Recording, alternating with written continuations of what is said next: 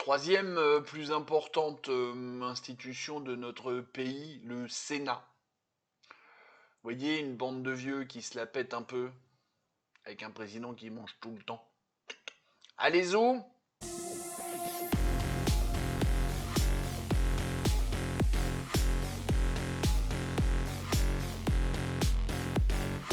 Salut mes biloutiers.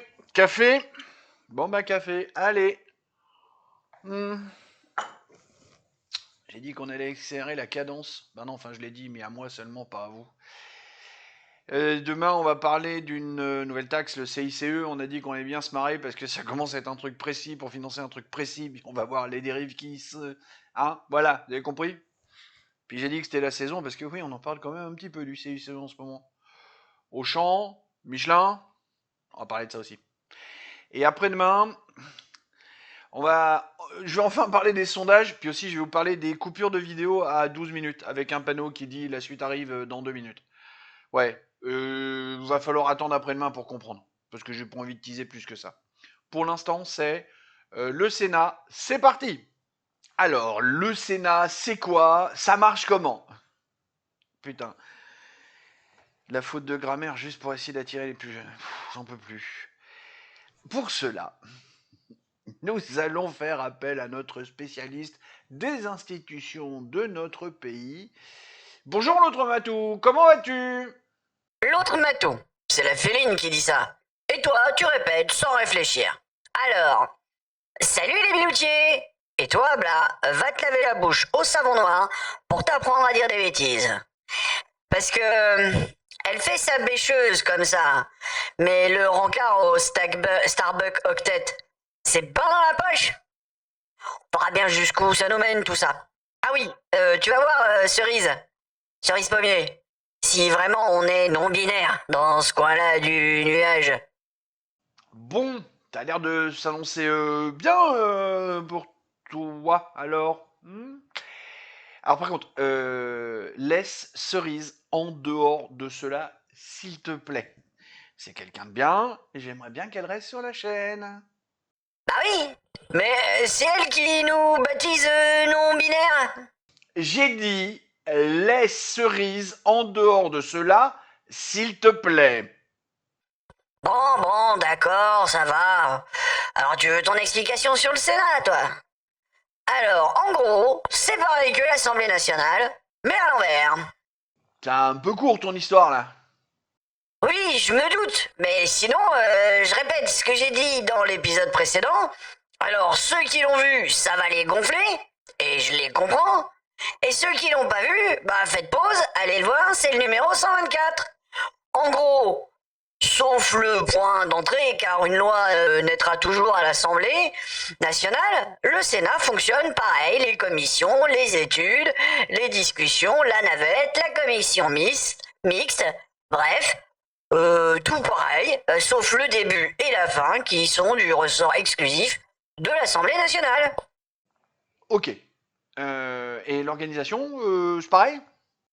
Il y a des différences notables dans son organisation et son rôle. Voici les points essentiels.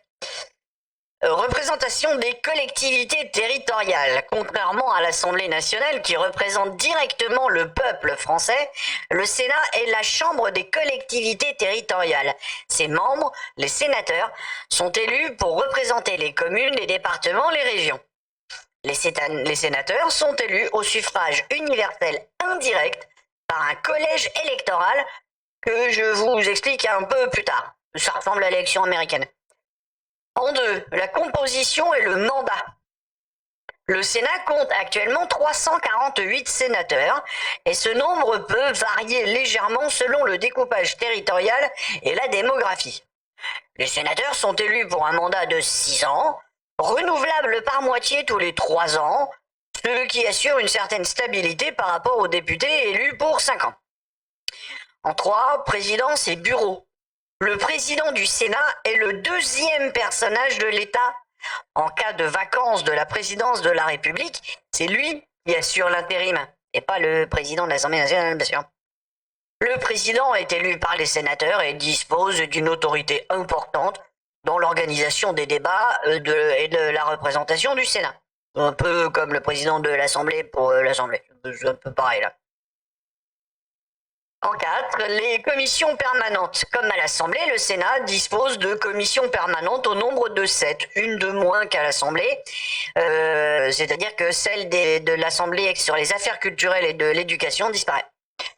Le rôle est aussi de préparer les projets de loi avant les séances plénières. Exactement, sur ce point-là, c'est exactement comme à l'Assemblée. En 5, on a les groupes politiques dans l'organisation du Sénat qui ressemblent beaucoup à ceux de l'Assemblée, puisque c'est des regroupements de sénateurs par affinité politique qui désignent un président pour se coordonner.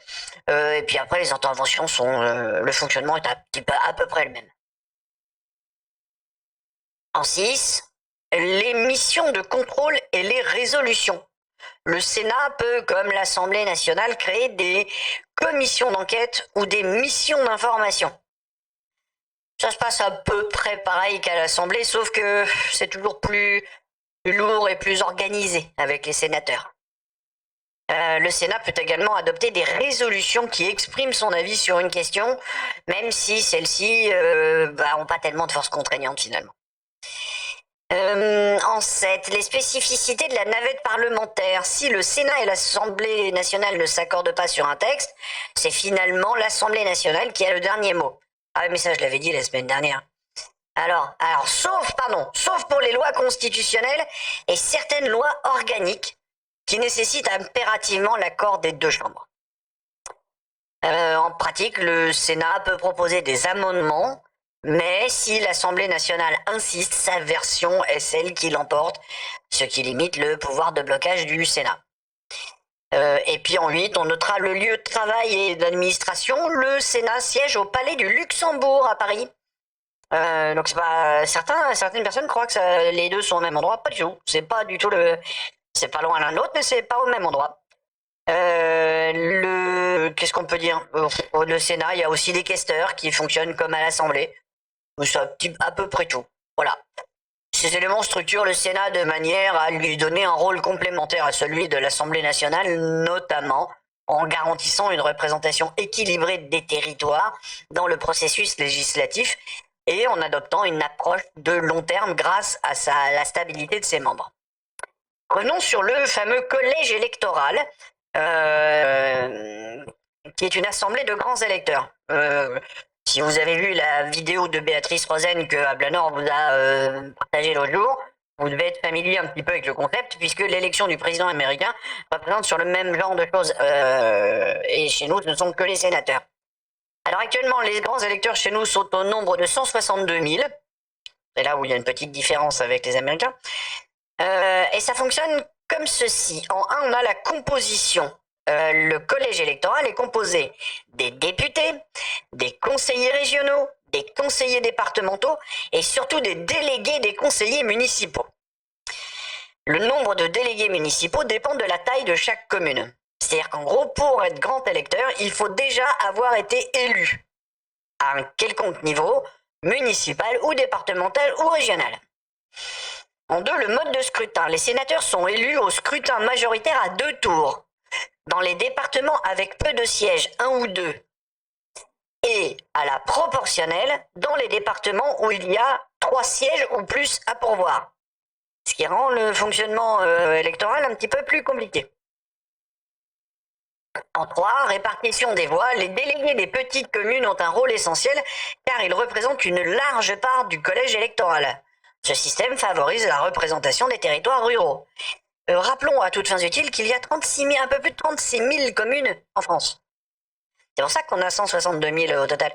Sur les 162 000, 95% sont faits des gens qui sont dans les conseils municipaux. Faut le savoir. Même genre de question que pour l'Assemblée nationale, en dehors des lois.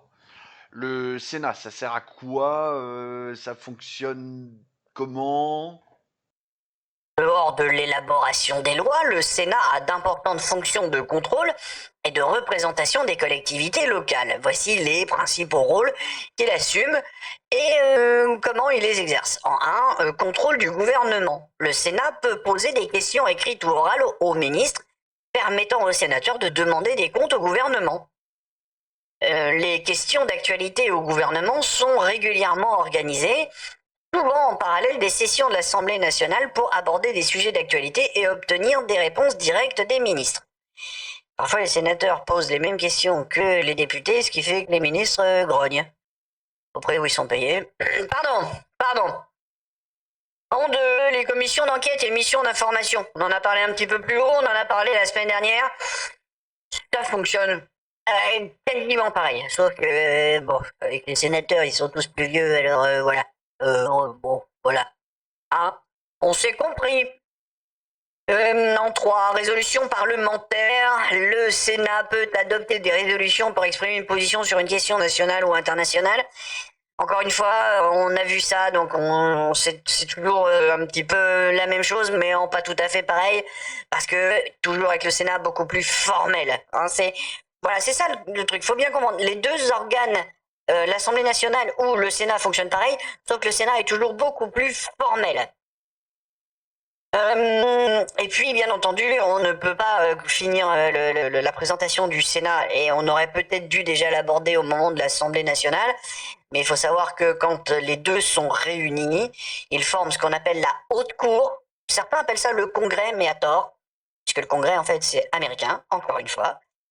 Quand la Haute Cour se réunit, c'est en général pour modifier la Constitution, car la Constitution ne peut pas être modifiée par une seule des deux chambres. Il faut la réunion des deux. Et ça se réunit dans une salle spécialement prévue à cet effet, au château de Versailles. Ces rôles font du Sénat une institution de contre-pouvoir et de représentation territoriale, avec des compétences importantes dans le suivi et l'ajustement des politiques nationales pour répondre aux enjeux locaux et à la bonne gestion de l'État. Bon, en matière de contre-pouvoir, on repassera, mais là, c'est un autre débat. Un autre débat, et surtout, j'ai mon débat au Starbucks Octet. J'y vais, du coup, alors je te laisse avec tes biloutiers, amuse-toi bien, et moi, je me tire. Ok, fais comme tu le sens, et viens pas pleurer si tu te fais virer à la fin. Bon, finalement, les félins non binaires virtuels, c'est un peu comme pas mal d'humains. Ça a des priorités et, qui ne sont pas l'engagement vers les autres. Dommage.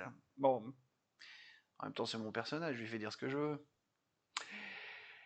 Bon, tout ça, c'est pas grave, parce que je pense qu'on a fait le tour. Alors, sauf si vous pensez que j'ai oublié un truc, et là, les commentaires sont là pour ça. Moi, je pense qu'on a fait le tour de cette institution, qu'on a vu tout ce qu'il y avait à voir. Je vous rappelle que l'idée est, comme pour le gouvernement ou l'Assemblée nationale, de remettre un peu les pendules à l'heure et de savoir à quoi servent les institutions en théorie. C'est pour ça qu'on n'insiste pas sur le fait que si par hasard Macron se fait dessouder ou passe sous un bus, c'est Gérard Larcher qui assure l'intérim. Sur ces bonnes paroles, et des poutous, mais pas Philippe.